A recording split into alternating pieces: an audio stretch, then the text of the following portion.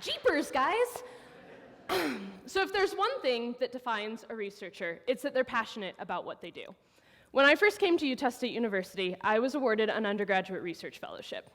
It was the most terrifying day of my life, because as a high schooler, I thought that research meant that I was going to be stuck in some windowless corner room watching liquids swirl around oddly shaped test tubes and change colors as they mixed. It was very much the vision of a mad scientist. It took me an entire semester to realize that research could look a little bit more like this. I changed my major from biology to anthropology and found my passion in community research, specifically psychological sense of community. Psychological sense of community is defined by McMillan and Chavis as a feeling that members have of belonging, a feeling that members matter to one another and to the group, and a shared faith that members' needs will be met through their commitment to be together.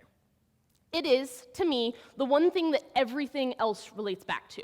Religion, just psychological sense of community theory. Sports teams, communities. Successful companies, businesses, clubs, choirs, anything that is based in a group of people is community, all of them. And communities are incredibly important. They fulfill the need to belong, one of Maslow's hierarchy of needs, and they also act as a psychological buffer between individuals and negative outcomes, such as drug abuse, alcohol abuse, anxiety, depression, and eating disorders. Now, every single one of us has a sense of community with some group. It might be the club that you meet with every Tuesday night. It could be the guild you play World of Warcraft with on the weekends. It might be the people that you work with. It isn't so much what you do, it's that you do it together. But while every one of us has a community, the degree to which we identify with these communities depends greatly upon the structure of the group. Community is created in several ways, catering to each of the four domains of the sense of community model: membership, fulfillment of needs, shared emotional connection, and influence. So today, I would like to talk to you about my people and my community. This is Heroic. We are a group of charity cosplayers that dress up and bring children's favorite characters to life. Oftentimes, we are working with libraries and community fundraising events. Other times, we work with the Make-A-Wish Foundation and Primary Children's Hospital.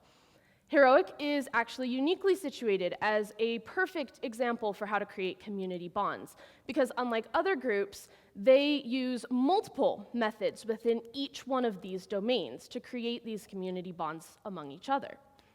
We create membership bonds, for example, by doing activities outside of our normal charity work. This includes holiday parties at our members' houses, but also every other Friday, a subset of us meet up at cosplay karaoke night. What this does is to help every person feel like they belong and are involved in the group. Now, shared emotional connection can be created through going through trials together or accomplishing goals. And while the members of Heroic have definitely had their fair share of trials, we usually do this through the accomplishing goals. Mainly, the way that Heroic does this is through our annual fundraising activities for Make-A-Wish and, in this case, the Toys for Tots. What this does is create a connection by uniting people under a common goal and then accomplishing it. So if you remember how communities are integral to psychological well-being, communities fulfill that need by creating a safe space for one another to express themselves and a supportive group environment, like the safety you need to go out in public in spandex or get up on a stage in costume. Now, in order for influence to be met, members need to feel like they have an influence on their community and the way the group is run. To create this, Heroic actually has an online forum where members get to review and vote on whether costumes are accurate enough to be worn at our events. What this does is give every member a direct influence on how they are visually portrayed at our events.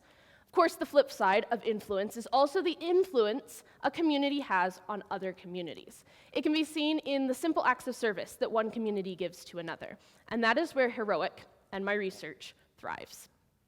This is my passion, and these are my people. Literally the perfect case study for the facilitation of community.